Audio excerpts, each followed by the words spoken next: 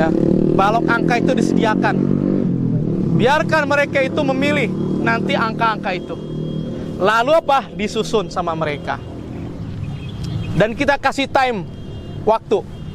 Berapa lama dia bisa menyusun, mencari huruf, Bu? Oke, sekarang coba kalian ya,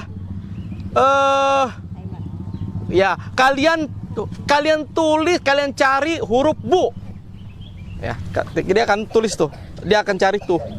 Ya, siapa yang cepat dia akan mendapatkan hadiah. Ya, setiap bapak menyampaikan satu kata, kalian cari hurufnya ya, susun dengan baik. Saat bapak hitung ya dari 1 sampai 3 nih. Setelah dalam hitungan ketiga, bapak akan mengucapkan satu kata dan kalian segera mencari huruf-huruf itu di depan kalian. 1, 2, 3, Budi. Nah, mereka cari tuh Budi. Itu diacak-acak. Tapi itu butuh modal, butuh cuan. Ya, belilah seperangkat tools balok angka. Paling tidak kalau ada 5 orang, beli 5 paket tools angka. Ya, dikasih time waktunya. Ya, berapa lama dia mencari huruf-huruf itu. Ya. Nanti setelah itu apa? Instruksinya kemudian meningkat. Nah, itu tahapannya ya. Ada pertanyaan sampai sini dulu? Ya. Ini kan maksudnya itu ada siswa atau mungkin santri atau siswa itu yang dia itu masalahnya cuma di beberapa huruf aja. Yang itu tadi yang sering tertukar, apakah hanya yang bermasalah saja yang dibuat terapi seperti ini? Iya, yang bermasalah dulu ya. Yang bermasalah dulu antum terapi Ustadz ya, diulang-ulang. Ya, dari mulai pakai kertas, pakai pasir dan nulis di atas udara. Terus saja.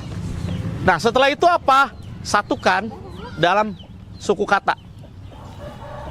Kata-kata yang dia tidak paham ditulis dalam bentuk satu suku kata.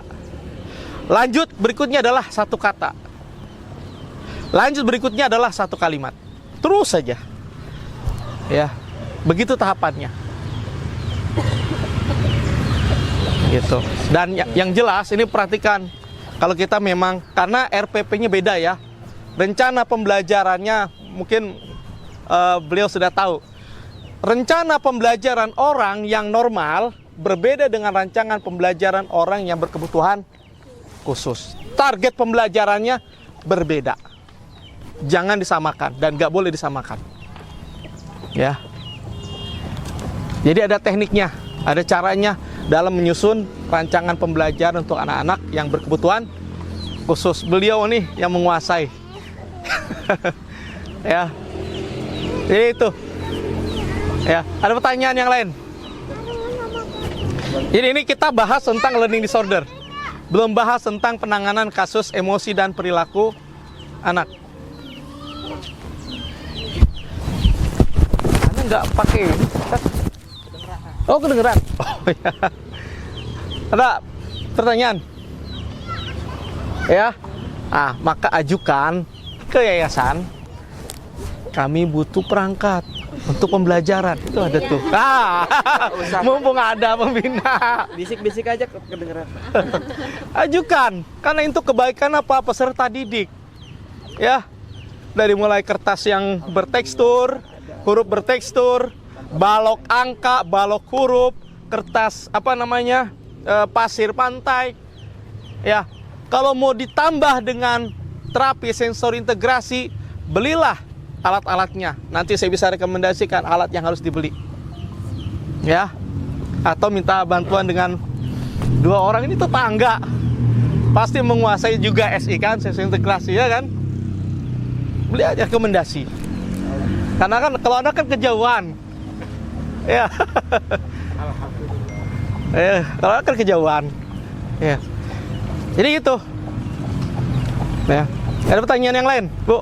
Ustaz. Ini Ustaz, yang alat yang minimal untuk mengukur Ustaz Contohnya kalau kemarin misalkan dengan gambar dulu, ternyata dia juga nggak nyambung. Kira-kira tahapannya dia mengukurnya itu dari mana dulu? Mana yang lebih didahulukan itu kira-kira? Contohnya dengan menggunakan pasir dulu atau alat-alat yang lain yang kira-kira sebelum kita sampai ke tahap ini gitu. Jadi gini, ini yang antum mau ketahui apanya dulu nih? Ya contohnya gini, kan Emosi dan perilakunya atau kemampuan dalam, itu ada itu tuh. ya, kemampuannya. Kemampuan dalam menulis. Kalau itu kan insya Atau Allah dalam membaca, mengenali huruf gitu. itu kan bisa langsung diobservasi aja, dites. Diobservasi saja sampai sejauh mana kemampuan anak-anak. Gitu ya. Tapi kalau ingin mengetahui gangguan emosi dan perilaku, itu ada toolsnya. Ya, cuman ini nggak bawa toolsnya ini. Ada di kantor sana di Jakarta, di Bekasi. Tools untuk anak-anak yang memiliki problem emosi dan perilaku.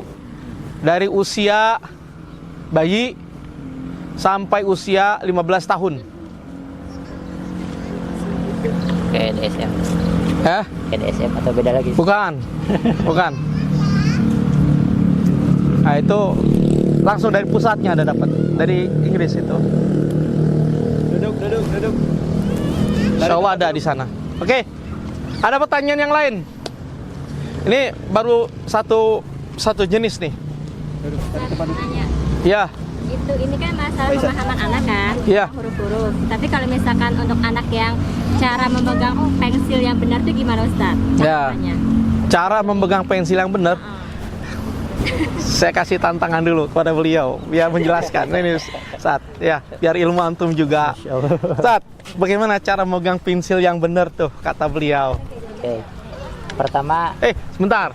Cara memegang pensil yang benar untuk anak yang normal atau berkebutuhan? Yang normal. Normal. Dulu ini Ustaz. Iya. Setelah itu berkebutuhan. Nah, enggak tuh, Ustaz Agus, foto. kalau langkah-langkahnya sih lihat dulu anaknya, apakah anaknya memegang pensilnya dulu, dilihat apakah memegang pensilnya masih kuat, terlalu kuat atau lemah. Nah itu dulu yang dilatih sebelum ke posisi seperti ini, kan ini udah susah ya. Jadi pertama lihat dulu memegang benda. Pertamanya lihat memegang bendanya apakah terlalu kuat atau terlalu lemah. Kalau misalkan terlalu lemah, dilatih kekuatannya dulu. Kalau misalkan terlalu kuat, dikurangi dulu intensitasnya. Nah, dari udah misalkan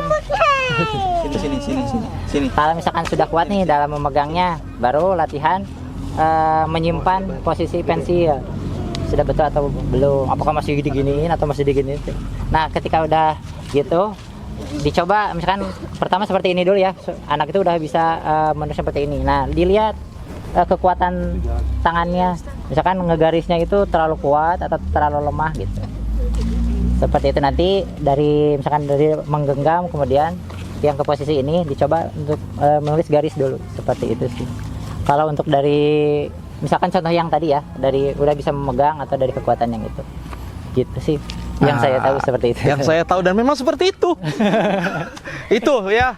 Ini Ustaz, ini ada berlian di samping antum, kenapa nggak di maksimalin ini? Alhamdulillah, ini pertemuan pertama dengan beliau. Iya. Pertemuan pertama nih. Iya kan, Masya Allah ya. Berkah insya Allah. Berkah saat ya. Jadi itu ya, apa yang disampaikan oleh beliau tepat sekali. Di observe, dilihat, diamati dengan baik dan dicatat setiap tahapannya. Ya. Dari mulai cara, kekuatan, powernya dia di dalam memegang pensil, kuat atau lemah. Ya, itu dicatat itu. Ya. Nah, kemudian dilatih secara bertahap, yang sekaligus, nggak bisa sekaligus, ya, gitu. Ada lagi pertanyaan?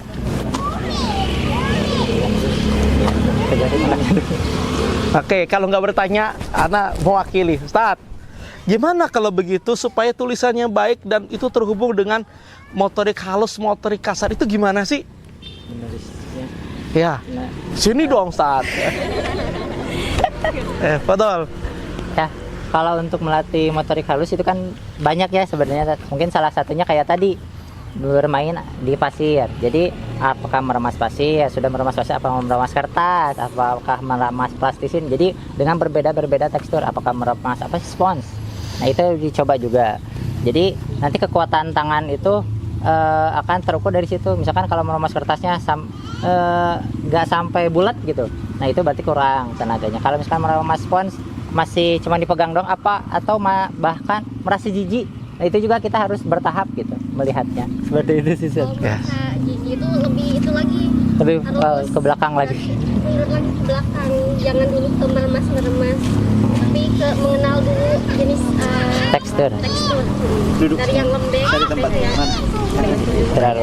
Duduk di bawah. Jelas ya? Alhamdulillah dibantu penjelasan. Biar saya istirahat sejenak.